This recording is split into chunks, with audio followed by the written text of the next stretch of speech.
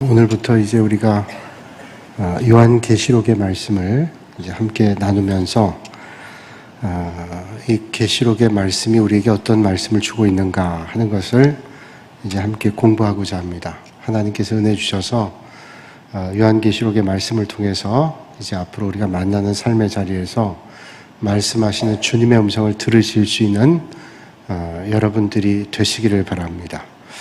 제가 동북교회 와서 수요 강의 때 여러 가지를 했어요. 신구약 성경 인물들을 한번 쭉 살펴보기도 했고, 마태복음, 또 야고보서, 사도행전, 또 교리, 이런 거, 여호수아서 이런 강의들을 쭉 했는데, 사도행전 같은 경우는 강의를 몇 년을 했습니다. 그래서 어떤 권사님 말씀하신 기억이 나는데, 목사님 제가 우리 교회 온 지 몇 년 됐는데 아직도 사도행전입니다. 사도행전 주님 오실 때까지 계속 가는 거죠. 교회가 계속 가는 것처럼 이번에 이제 책이 바뀌어지면서 어떤 책을 할까 기도하면서 고민하는데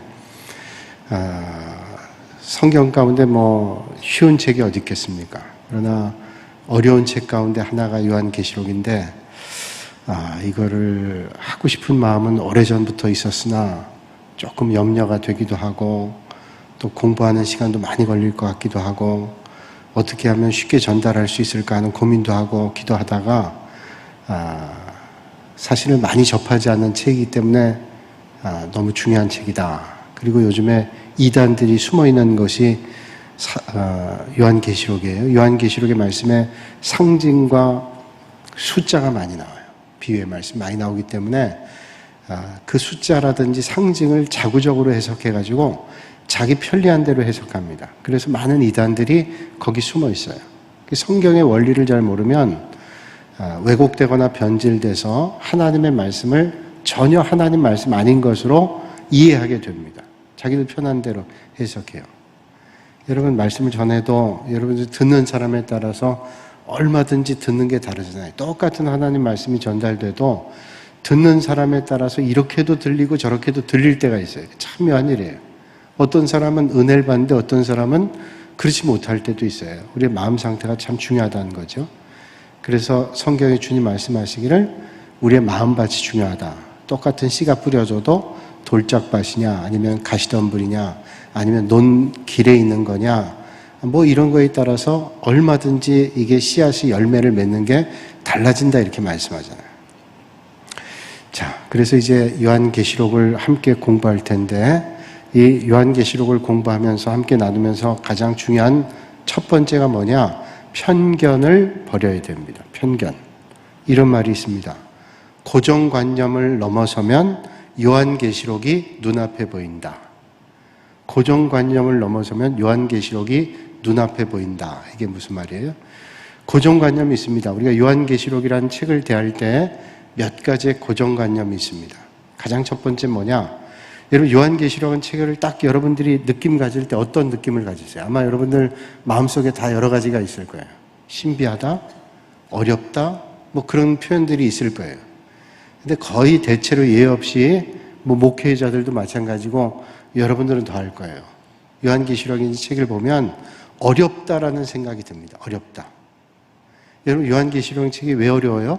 그 안에는 상징이 많이 있기 때문에 그래요. 그 상징을 어떻게 표현하느냐, 그걸 어떻게 이해하느냐에 따라서 다르기 때문에 어렵다라고 생각하는 겁니다. 근데 이 어렵다라고 하는 고정관념, 이게 첫 번째입니다. 어렵다라는 거예요, 고정관념. 자, 어려워요. 그런데 어려운데 알고 나면 하나도 안 어렵습니다. 너무 뻔한 말이죠. 어려운데 알고 나면 하나도 안 어려워요. 자, 그럼 한번 예를 들까요?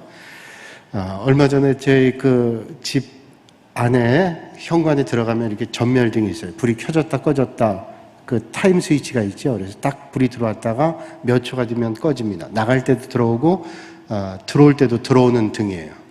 근데 그 등이 너무 어두워가지고 현관에서 이렇게 거울을 비춰볼 때 이게 잘 안 보이는 거예요. 그래서 좀 밝은 등으로 해야 되겠다. 그래서 그 등을 교체하기 위해서 등을 교체하려면 겉에 있는 그 카바를, 그걸 뭐라 그러는지 모르지만 그 카바를 벗겨내야 됩니다. 근데 그게 안에 딱 밀착되어 있기 때문에 보통 밀착되어 있는 것은 이렇게 돌리면 되잖아요. 근데 돌려도 안 돌아가고 그래서 너무 답답한 거예요. 만약에 그걸 제가 언젠가 만져봤거나 다른 것들이 누군가 와서 그걸 열어보는 걸 봤더라면 이게 뭐 빼는 것도 있고 돌리는 것도 있고 어떤 구멍을 딱 맞추는 것도 있는데 그걸 도무지 모르겠는 거예요. 그래서 그걸 가지고 몇 번 하다가 안 돼가지고 또 그 다음날도 또 하고 몇 번을 하다가 결국은 빼냈어요. 빼내가지고 등을 이제 교체했는데 그 등이 이 꽂는 그 나사 부분이라 그럴까요? 그 부분이 너무 작은 거예요. 그래서 전구사에 가서 여기도 알아보고 저기도 알아봤는데 그 전구로는 11와트가 제일 크다는 겁니다. 11와트. 11와트를 제가 갖다 켜봤는데 그거 가지고는 밝지가 않아요. 그래서 어떻게 하면 됩니까? 그랬더니 그거 자체를 아예 바꿔야 된다는 겁니다. 그래, 그건 이제 제 실력을 넘어서니까 할 수가 없는 거죠. 그러나 그 뚜껑 여는 거 하나도 만약에 원리를 알았다면 똑같은 걸 한번 여는 걸 봤더라면 그거 하나 일도 아닐 거예요. 그러죠? 일도 아닌데 그게 제가 전혀 모르는 거니까 쉽지가 않은 거예요. 원리를 안다는 게 참 중요하죠. 제가 손목시계를 이제 영동에 가서 시계방에 가서 시계 건전지를 바꿨습니다. 건전지를 바꿨는데 우리 교회 집사님도 그 시계방이 있어요. 제가 가면 시계를 그 전지값을 안 받으세요. 그래서 몇 번 갔다가 자꾸 가면 이것도 민폐가 되고 미안하잖아요. 늘 오세요. 걱정하지 말고 오세요. 그런데 또 가는 사람의 입장에서는 또 그렇지 않아요. 제가 뭐 금번지로도 몇 개 사주고 시계라도 가끔 사면 괜찮은데 건전지만 오직 가로 가는데 그 편치 않잖아요. 그래서 제가 몇 번을 갔다가 어떻게 해야 될까? 제가 이래봬도 손목시계가 한두 개는 아니에요. 그러니까 이게 바뀌어지면 갈아야 되잖아요. 그러니까 어떻게 할까 하다가 인터넷을 봤더니 건전지 가는 방법이 있어요. 손목시계 건전지 가는 방법. 보니까 시계 건전지를 사가지고 간단합니다. 시계 건전지를 인터넷에 사가지고 뚜껑을 열어서 건전지를 넣고 뚜껑을 닫으면 돼요. 간단하죠? 냉장고에 음식을 넣는 거 똑같잖아요. 냉장고 문을 열고 음식을 넣고 문을 닫는다. 똑같은 거예요. 근데 시계 뚜껑이 이게 다 다릅니다. 이렇게 돌려서 여는 거, 아니면 무슨 날카로운 걸로 뚜껑을 탁 따는 거, 아니면 그 조그만 나사를 푸는 거, 그런 게 있어요. 또 이 뚜껑을 딱 딴 것도 뚜껑을 덮을 때 이게 그냥 손으로 덮여지는 것도 있지만 기계로 꽉 눌러야 되는 것도 있어요. 여러분 표정은 전혀 알 듯 모를 듯한 표정이에요. 하여튼 그렇게 여러 가지 있단 말이에요. 근데 그걸 원리를 알면 이 시계는 이렇게 여는 거다라는 원리를 알면 하나도 어렵지 않습니다. 물론 그런 장비들이 필요하죠. 그래서 그 하다 보니까 장비가 또 필요하더라고요. 뚜껑 여는 것도 하나 인터넷 사고, 그 다음 또 돋보기도 하나 사고, 뭐 그러다 보니까 이제 건전지도 종류별로 사야 되고, 그래서 하니까 이제 난 괜찮아요. 주변에 있는 사람이 뭘 그렇게 불편하게 하냐고, 시계방에 가면 5,000원이면 가는데 5,000원이면 갈죠. 근데 그렇게 했던 사람들이 어느덧 건전지가 떨어지면 저한테 갖고 와서 갈아달라. 돈 하나도 안 내고. 근데 그걸 제가 하면서 깨달은 게 뭐냐면 원리구나, 원리. 이 원리를 알면 요게 요렇게 돌리면 이게 된다라는 원리를 알면 얼마든지 그게 어렵지 않아요. 제가 고등학교 다닐 때 기술 시간에 그런 걸 배웠어요. 오른 나사의 법칙, 오른 나사의 법칙. 남자분들은 다 알 거예요. 모든 나사는 오른쪽으로 돌리게 돼 있어요. 오른쪽으로 돌리면 잠기고 왼쪽으로 돌리면 풀리게 돼 있어요. 오른 나사의 법칙입니다. 그런데 오른 나사의 법칙이 맞지 않는 딱 하나가 있어요. 제가 알기로는. 어디가 그러죠?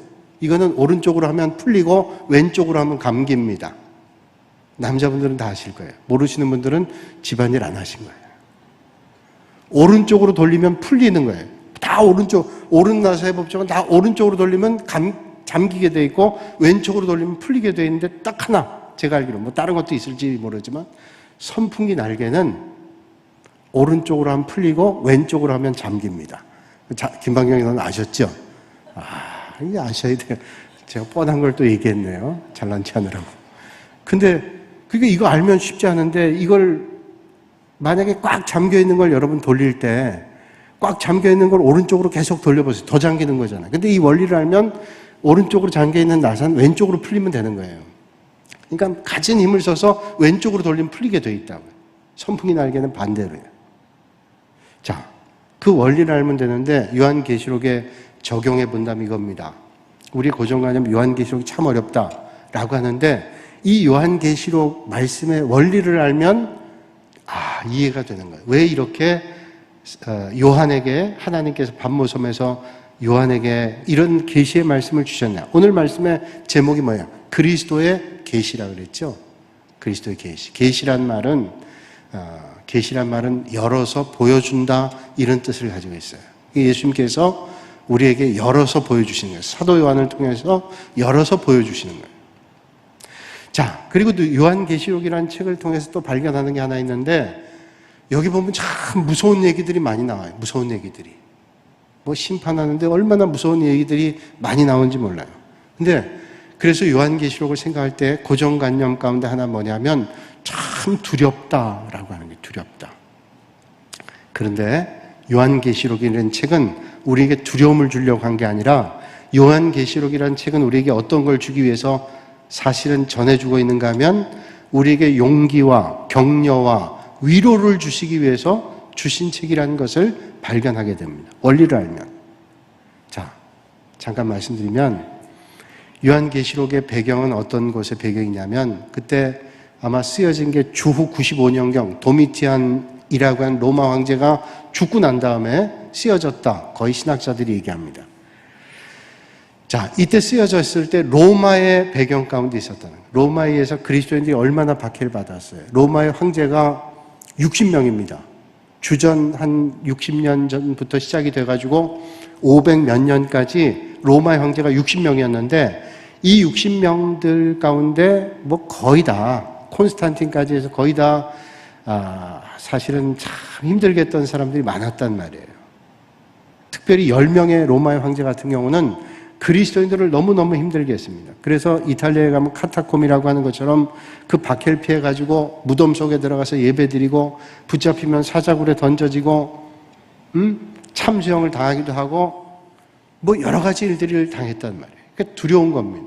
그런 두려운 환경 가운데 그리스도인들이 배교하는 사람들이 생겨나게 되고, 그리스도인들 가운데 믿음을 저버리는 사람도 생겨나게 되고, 그러진 않았지만 도망다니면서 절망하기도 하고, 도대체 주님께서 언제 오시냐 하는 낙심이 생기기도 하고, 이런 상황 가운데 있다는 거예요. 요한계시록은 그런 상황 가운데 있는 그리스도인들에게 힘을 내라. 우리는 이미 주님 때문에 우리의 싸움은 이긴 거다. 그리고 뒷부분에 가면 새하늘과 새 땅을 보여주면서 이런 일들이 전개될 것이고, 우리는 이 싸움을 다 이긴 거다. 주님 때문에. 그러니까 지금 현실이 힘들고 어렵다 할지라도 그런 마음을 가지고 극복해라 라고 하는 것을 얘기하는 거예요. 그래서 요한계시록은 두려운 모습들이 보여지지만 믿음 안에 있는 사람들은 두려움이 아닙니다. 오히려 용기와 위로와 격려를 주시는 하나님의 말씀이에요. 그러니까 아무리 위협이 오고 두려움이 온다 할지라도 절대로 믿음 버리면 안 된다. 더 믿음으로 살아야 된다라고 하는 격려와 용기를 주고 있는 책이 바로 요한계시록이라는 책이에요. 또 이런 고정관념이 있습니다. 이거 잘못 읽다간 이단될 가능성이 많다라고 하는 거예요. 왜? 이게 상징이라든지 이런 숫자들을 잘못 해석하면 그렇다는 거예요. 그러나 바꿔 생각한다면, 이런 것들을 원리에 따라서 정확히 알게 된다면 흔들림이 없죠. 믿음에. 누군가 우리를 모르는 얘기한다면 저 사람들이 얘기하는데 내가 모르니까 위축될 수 있지만 저 사람들이 얘기하는 게 틀렸다라는 걸 우리가 알아요. 원리를 통해서 알게 되면 전혀 흔들림이 없어요. 든든한 믿음. 저 사람들이 얘기하는 거 저 엉터리인 걸 우리는 분별할 수 있는 겁니다. 영적인 분별력을 가지게 되는 거예요. 그런데 우리가 잘 모르면 저 사람들이 얘기하는 게 신기한 얘기를 하거든요. 야, 신기하구나. 저기에 신천지가 있구나. 그래서 사람들이 신천지에 이단인지 처음에 몰라서 따라가는 사람도 있지만, 이상한 줄 아는데 이상한데 이게 맞는 것 같아요. 성경의 원리를 잘 모르니까 그게 신천지라고 따라가는 거예요. 여러분, 성경 공부 많이 하고 하나님 말씀 많이 훈련하면서 성경을 다 외우지 못하고 알지 못해도 원리를 알면 이게 잘못됐구나 하는 걸 분별할 수 있는 분별력이 생긴다는 거예요. 여러분, 하나님의 말씀을 자꾸 듣고 배우고 하는 게 너무 중요한 일이다 하는 겁니다. 그래서 흔들림 없이 배운다. 고정관념 첫 번째가 어렵다, 또 두렵다, 잘못하면 이단되니까 차라리 모르는 게 낫다. 이 고정관념을 극복해야 돼요. 이 고정관념을 넘어서면 요한계시록이 눈앞에 보인다는 말은 이제 아주 익숙하게 이 말씀이 우리에게 이런 말씀을 주는 것이다 하는 것으로 깨달을 수 있다는 거예요. 그리고 고정관념 두 번째는 뭐냐면 그동안 잘못된 이해를 한 거예요. 잘못된 가르침을 듣거나 또 파편적으로 듣거나 또 계시록이라는 것 자체가 아주 어렵고 두렵게 생각되는 거예요. 그래서 잘못되게 이해된 것도 있어요. 우리 편견 가운데 그런 게 있습니다. 이 계시록을 묵시록이라고도 하는데 묵시록이란 말은 참 두려워요. 그래서 영화도 보면 예전 영화에 지옥의 묵시록 있잖아요. 이게 다 무서운 얘기입니다. 묵시록. 마치 무슨 귀신의 동굴에 들어가는 것처럼 막 그런 느낌을 갖는 거예요. 자, 그런 편견들을 벗겨내야 됩니다. 자, 그래서 이게 참 목회자로서도 이게 쉽지 않은 책인데 쉽지 않다 그래서 다 넘어가겠어요? 제가 모르고 교인들도 모르면 이 어려운 때 어떻게 하겠어요? 그래서 우리가 힘들고 어려울 때는 어떻게 해야 되냐? 전공법으로 나가야 됩니다. 전공법. 제일 어려운 것부터 하기 시작하면 나머지는 쉬워지게 되는 거예요. 그래서 야구 선수들이 야구할 때 배트를 가지고 공을 칠 때 그러잖아요. 공을 칠 때 투수가 공 던지는 걸 잘 치기 위해서는 공이 날아오는 거하고 배트를 휘두르는 거하고 또 골킵이 공을 잡는 거하고 이게 공이 어디로 오는 걸 보고 끝까지 칠 수 있는 게 아니래요. 거의 이게 반사적으로 친답니다. 이게 산술적으로 계산하면 그 계산이 안 맞는데요. 그 골대를 지키고 있는 골킵도 저기서 공을 페널티킥을 칠 때 그걸 보고서 뛰어가면 넣는답니다. 그러니까 판단을 해야 된다. 이쪽으로 갈지 미리 판단하고 뛰어야 된답니다. 그게 수많은 훈련을 통해서 본능적으로 가는 거 아니에요? 타자들이 타석에 들었을 때 예전에는 요즘엔 조금 모든 기구들이 좋아져서 그렇지만 옛날에 저희 어릴 때 야구할 때 보면 이제 미리 준비할 때 타자가 공 치러 나가기 전에 준비할 때 야구 배트를 2개 이렇게 들고서 휘둘러요. 그러면 2배 무게가 되잖아요. 그걸로 연습하다가 가면 1개 가지고 들고 치면 치가 좋단 말이에요. 요즘에 이제 그 배트 안에다가 링을 달아가지고 무게를 무겁게 해서 연습을 하고 나가면 훨씬 공을 잘 쳐요. 이제 딱 오면 치는 게 수월하단 말이에요. 그리고 예전에 뛰는 사람들이 잘 뛰기 위해서 모래주머니를 발에다 하고서 뛰잖아요. 마찬가지로 우리가 하나님의 말씀도 어려운 걸 자꾸 훈련하다 보면 그 원리를 깨닫게 되면 나머지 것들은 자동으로 배워져요. 자동으로.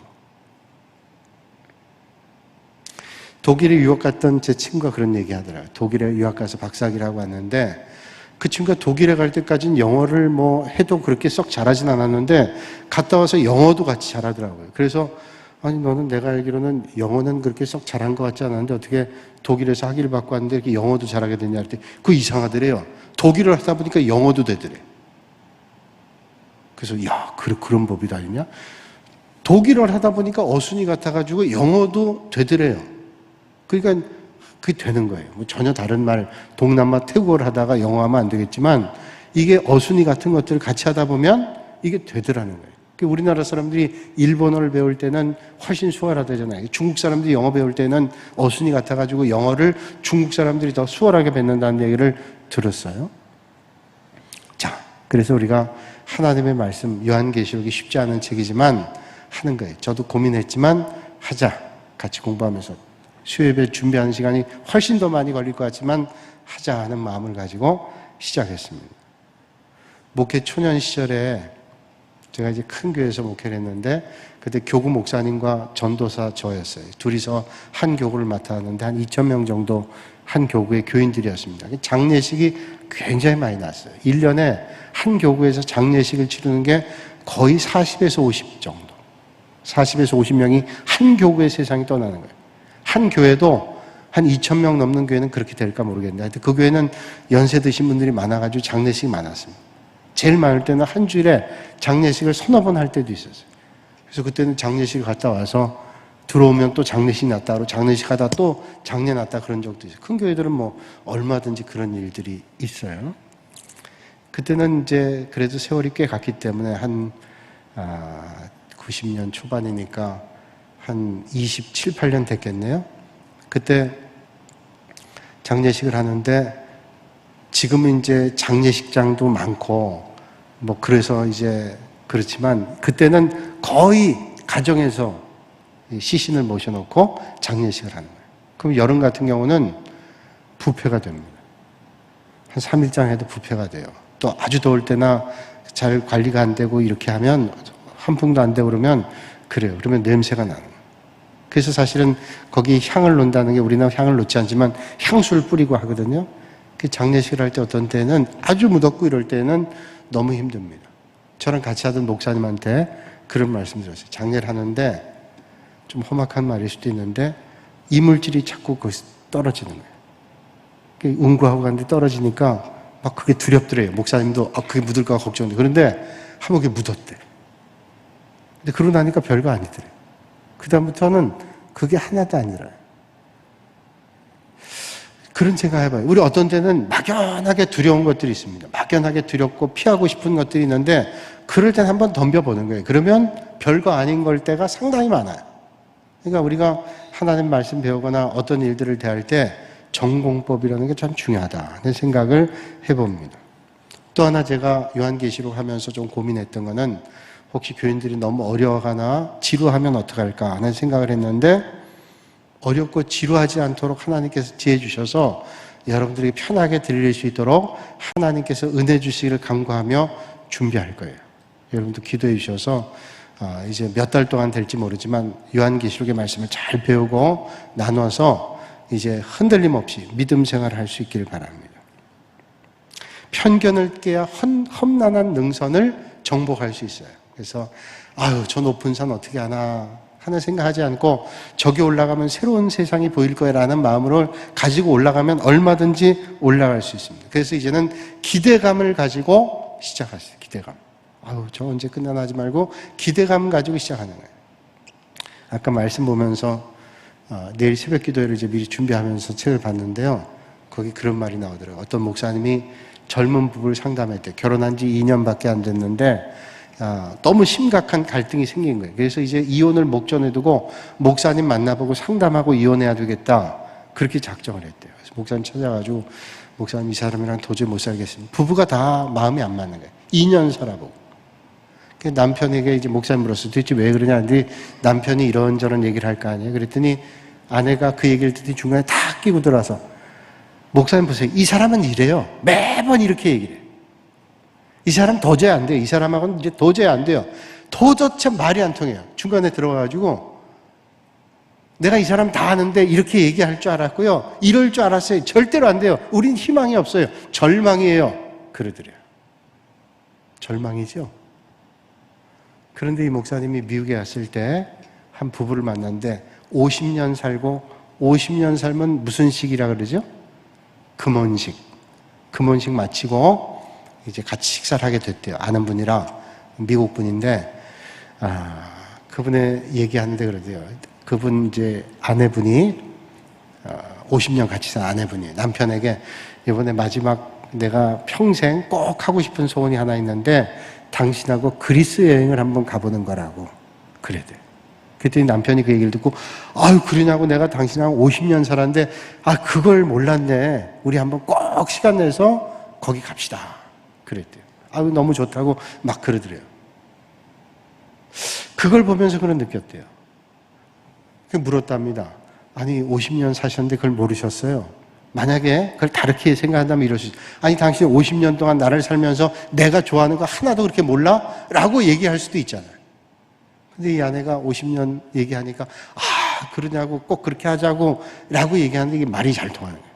그러면서 이분들에게 아직도 그렇게 모르는 게 있어요? 이렇게 물어봤더니 우리는요 날마다 새로워요. 날마다 새롭고 이렇게 50년 살아가는데도 자꾸 알아가는 게 너무너무 기쁘다는 거예요.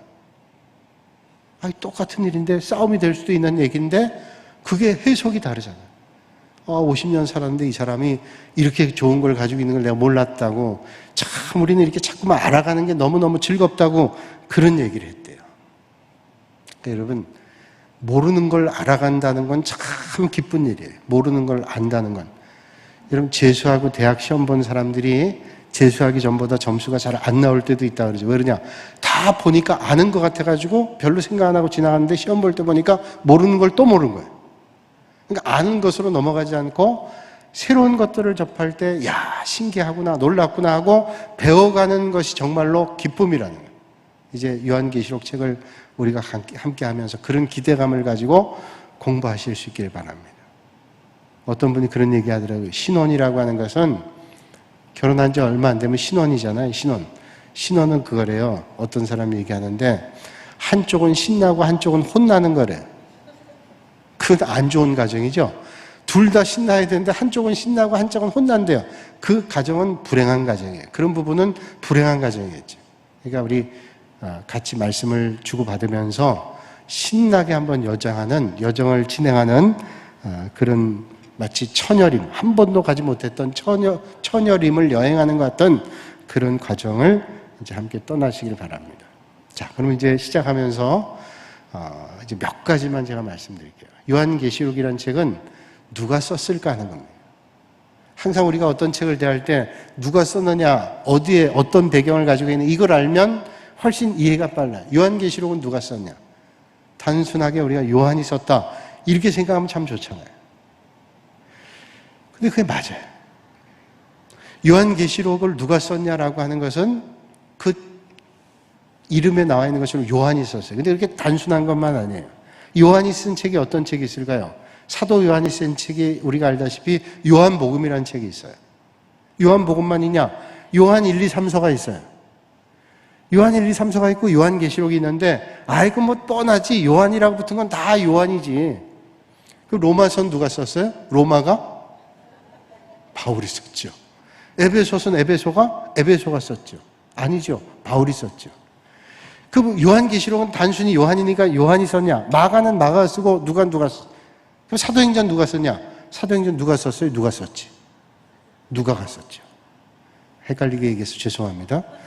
그럼 왜 요한계시록이 요한이라고 하는 게 너무 당연한 얘기 같지만 이게 사실은 신학자들 가운데 논쟁이 많았어요. 왜 논쟁이 많았냐? 요한복음의 문체하고 요한서신의 문체하고 요한계시록의 문체가 너무 틀린 거예요. 그래서 사람들하고 얘기하다 보면 구어체든 문어체든 쓰는 방법이 있습니다. 말하는 습관도 있죠. 구어체 방법. 쓰는 것도 그 쓰는 사람의 습관에 따라서 쓰는 단어들 이런 것들이 있어요. 제가 알고 있는 어떤 목사님은 프랑스의 스트라스부르크 대학이라고 하는 곳에 유학 갔는데 일본에서 석사학위를 공부하고 프랑스에 가서 박사학위를 공부하는데 불어를 해고 갔지만 어렵잖아요. 그래서 거기 박사과정을 오프라인 하는데 어떻게 하냐면 자기가 지원한 학교에 자기가 공부하고 싶은 그 교수님을 딱 지정해서 가는 거예요. 그게 어떻게 거기에 가서 합격을 했냐, 박사과정에. 그랬더니 이분이 참 지혜로운 거예요. 그분 논문을 쫙 컴퓨터에 입력해가지고 그분이 자주 쓰는 단어를 찾아냈대요. 그래서 그분이 자주 쓰는 단어가 한 200개쯤 나오더래요. 그 가운데 신학적인 용어 가운데 많이 쓰는 단어가 또 한 100개 나오더래요. 그걸 딱 컴퓨터에 해가지고 그 100개 단어가 나오니까 그 100개 단어를 주로 이용해서 작은 소논문을 써서 그 교수님한테 보낸 거예요. 그러니까 교수님이 자기가 자주 쓰는 단어가 이 학생의 논문에 나오니까 호감이 가는 거예요. 그래서 여러 학생인데 그 학생 뽑았다는 거예요. 야, 머리 좋네요. 머리 좋아. 이분이. 신학대학원 수석으로 졸업해가지고 일본 가서 공부했는데 박사를 계속 못하고 있었는데 나중에 늦게 거기 가서 야, 정말 머리 좋습니다. 혹시 관심 있는 분들은 그렇게 한번 해보세요. 그거 참 좋은 거예요. 그러니까 요한계시록의 문체하고 요한복음의 문체하고 요한서신의 문체는 비슷한데 요한계시록의 문체하고는 너무 다르다는 거예요. 그래서 신학자들이 계속 논쟁을 했어요. 이거 요한이 쓴 거다. 사도 요한이. 아니야, 사도 요한이 썼다고 하기에는 너무 문체가 판이하게 다르네. 이런 사람이 거의 비슷하잖아요. 사람의 사고도 비슷합니다. 사고가 완전히 바뀐다는 게 쉽지가 않아요. 그래서 여러분들이 어떤 주제를 가지고 뭘 쓸 때요, 어떤 때는 그게 수십 년 전에 여러분들이 썼던 것과 제목이 똑같을 때가 있어요. 저도 그래요. 저도 설교를 똑같은 본문 가지고 할 때 어떤 데 보면 10여 년 전에 설교했던 그 본문을 다시 할 때 제목을 정했는데 어떤 때는 똑같은 제목을 정할 때가 있어요. 그래서 이러면 안 되겠다. 옛날 걸 보고 다시 제목을 수정할 때도 있어요. 야, 이 희한한 일이에요. 왜? 사고에 한계가 있기 때문에. 근데 문체는 더하단 말이에요. 그 사람 쓰는 스타일이 있는데 바울도 그러잖아요. 바울도 늘 편지 쓸 때 안부를 묻고 그 스타일이 딱 있단 말이에요. 문체도 마찬가지인데 요한계시록은 전혀 다른 문체라는 거예요. 신학자들이 나중에 연구했더니 거의 정설로 받아들인 게 이 요한계시록은 사도 요한이 쓴 게 맞다. 요한복음과 요한서신과는 문체가 다르지만 똑같은 사도 요한이 썼다. 거의 지금 이제 정설로 받아들여요. 그럼 어떻게 그러냐?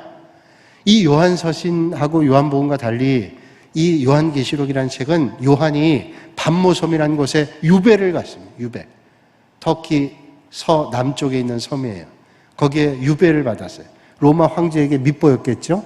뭐 죄수들이나 이런 사람들이 심한 죄를 지면 사형을 당하고 또 조금 덜하면 유배를 보냈는데 사도 요한이 뭐 무슨 범죄를 저질렀겠어요? 복음 전하는 그 일 때문에 아마 유배가 됐을 거예요. 유배됐는데 그 유배돼서 오늘 제목이 예수 그리스도에 계시잖아요. 하나님께서 사도 요한에게 그 당시에 어려움 가운데 있는 믿음의 성도들에게 메시지를 주시는 것을 환상을 통해 본 거예요. 하나님께서 열어 보여주신 게 계시라는 게 환상을 통해 보여주셨기 때문에 그 환상을 보면서 그 환상을 그대로 받아 적으니 옛날의 문체와는 다른, 왜 주님이 직접 주시는 것을 받아서 그 계시를 적으니까 이게 달라질 수밖에 없었다라고 하는 것으로 지금 받아들이는.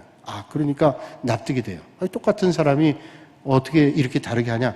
그때 그 주어졌던 메시지를 그대로 받아서 하다 보니 이렇게 달라졌다. 이제 그렇게 받아들이게 된다는 거예요. 그러니까 우리는 기계적인 영감설은 받아들이지 않아요. 뭐 축자 영감설. 우리가 성경은 하나님께서 영감받은 사람들에게 그 사람들의 틀에 따라서 하나님의 메시지를 주는 거죠. 이게 성서 영감설인데, 축자 영감설이나 기계적 영감설은 하나님께서 위에서 쭉 불러주신 걸 밑에 사람들이 받아 적었다. 이 기계적 영감설인데 하나님 그렇게 말씀 주시잖아요. 그러나 요한계시록은 하나님의 계시를 받아서 그 상황 가운데 적었기 때문에 이런 문체의 차이가 보여지게 된다라고 말씀하는 거예요. 그래서 철저하게 사도 요한은 하나님의 계시의 말씀을 그대로 받는 그런 도구로서의 역할을 충실하게 감당했기 때문에 라고 하는 거예요. 그래서 이 문체의 차이가 있다. 그러나 사도 요한이 쓴 것이 틀림없다라고 하는 게 지금 이제 전반적인 거의 정설로 받아들이게 돼요. 그러면 긴 얘기했지만 이 사도 요한계시록은 우리가 단순하게 요한이 썼어 요한계시록이니까 라고 얘기할 수도 있지만 문체의 차이점은 이렇게 해요. 누군가 얘기할 때 누군가 좀 배운 사람, 야 문체가 달라. 근데 문체가 달라도 이것은 그런 계시의 상황 때문에 다 다르다 이렇게 볼 수 있어요. 자, 이제 뚜껑을 열어야 되는데 뚜껑 열기 전에 시간이 다 갔어요. 원래 계시록은 좀 뜸을 들여다 열어야 되는 겁니다. 계시가 열리니까 이게 하나님이 열어줘야 열리지 아무나 열리는 게 아니잖아요. 그래서 이 요한계시록은 좀 신비한 책이기 때문에 깔벤 같은 사람은 이게 과연 정경에 속해 있냐라고 고민하게 됐어요. 많은 예전의 신학자들도 이게 과연 이게 정경에 포함될 수 있느냐? 그건 지금 자기의 생각이지.